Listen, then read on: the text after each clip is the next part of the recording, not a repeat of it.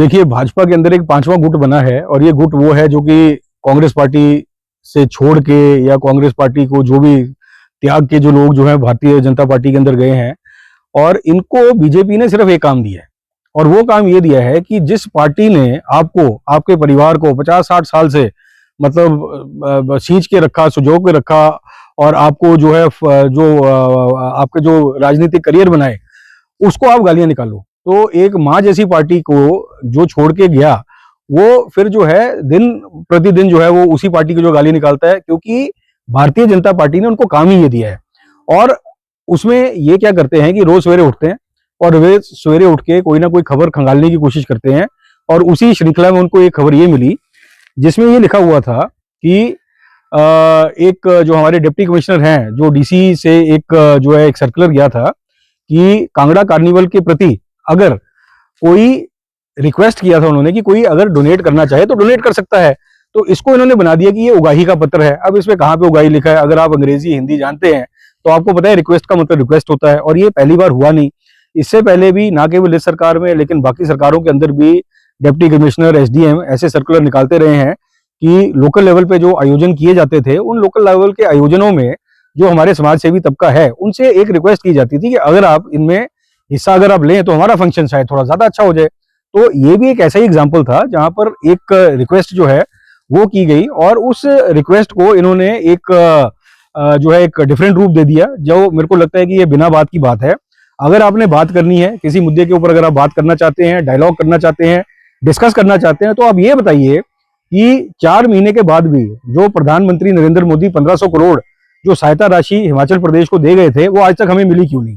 जो 9300 करोड़ का पीडीएनए का असेसमेंट 2023 का आपकी केंद्र सरकार ने किया, उसका सिर्फ आज तक 450 करोड़ ही क्यों आया? इन मुद्दों के ऊपर बात कीजिए। लेकिन इन मुद्दों के ऊपर तो ये बेसिकली वही है, फेविकोल लगाकर ये बैठ जाते हैं, क्योंकि उनको पता है कि केंद्र सरकार जो है वो एक सौतेला रवैया जो है हिमाचल प्रदेश के प्रति जो है अडॉप्ट कर रही है। और इनकी कोशिश यही है कि इनके हक हलाल की कमाई इनको ना दी जाए, जिससे कि हम जो हमारा जो आपदा का जो हमारी रिलीफ कार्य है उसको हम ढंग से ना कर पाए। बाकी इसके अलावा और कोई मुद्दा नहीं। का सिर्फ नाम ही चेंज नहीं किया, महात्मा गांधी जी का नाम ही इन्होंने हटाया नहीं है,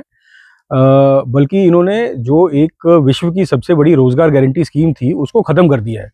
तो एक अगर एंगल से अगर आप देखें तो मनरेगा अब खत्म है।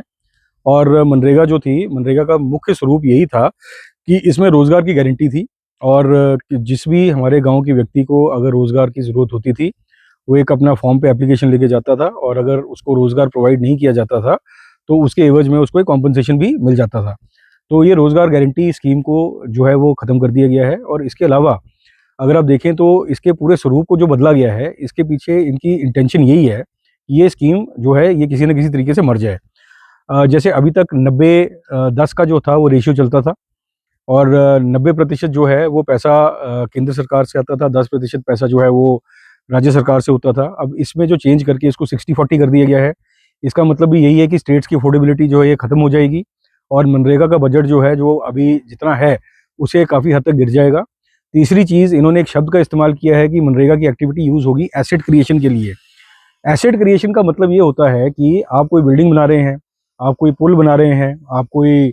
सड़क बना रहे हैं, और ये वो प्राइमरी काम है ही नहीं जिसके लिए मनरेगा बनी थी। मनरेगा बनी थी बुश कटिंग के लिए, मनरेगा बनी थी गाँव की सड़कों के लिए, मनरेगा बनी थी कच्ची सड़कों को बनाने के लिए, मनरेगा बनी थी गाँव के तालाबों को साफ करने के लिए। ये सारी की सारी एक्टिविटीज़ अब मनरेगा से बाहर निकल गई हैं, जिसका मतलब ये है कि अब अगर जो नई स्कीम है वो अगर आ भी जाती है,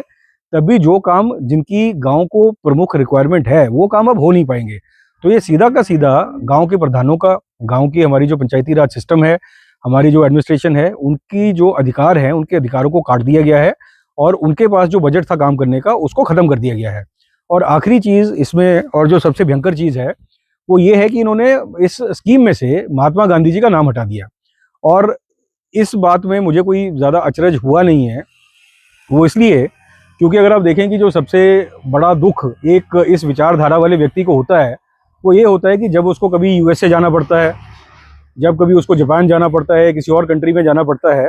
तो वो जाकर उसको महात्मा गांधी जी की मूर्ति के सामने शीश निभाना पड़ता है। तो ये इनके लिए बड़े दुख का कारण ये होता है। तो बाहर जाकर तो इनको मतलब अपनी जग हंसाई बचाने के लिए महात्मा गांधी जी के सामने जो है अपना शीश निभाना पड़ता है, लेकिन जब ये घर वापस आते हैं तो यहाँ इनकी कोशिश ये रहती है कि इनके नाम को जो है पूरी तरीके से मिटा दिया जाए। और उसी एक जो है कि श्रृंखला में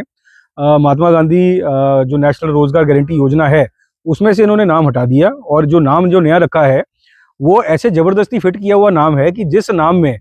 ना तो अंग्रेजी है ना हिंदी है, मतलब कुछ शब्द अंग्रेजी के डाले कुछ शब्द हिंदी के डाले, और ये बोल रहे हैं कि इसका नाम पूज्य बापू के नाम पे है। मैंने तो आज तक किसी को महात्मा गांधी को पूज्य बापू बोलते सुना नहीं। हाँ, मेरे जो गुजरात में दोस्त हैं वो ये जरूर कहते हैं कि यहाँ पर जो बलात्कार के आरोपी आसाराम हैं उनको जरूर यहाँ पे पूज्य बापू के नाम से जाना जाता था। तो एक बात ये भी पूछनी बड़ी जरूरी है कि जो नई स्कीम है इसका नाम क्या ये आसाराम के नाम पे रखने की कोशिश कर रहे हैं क्या? तो इसी के साथ बात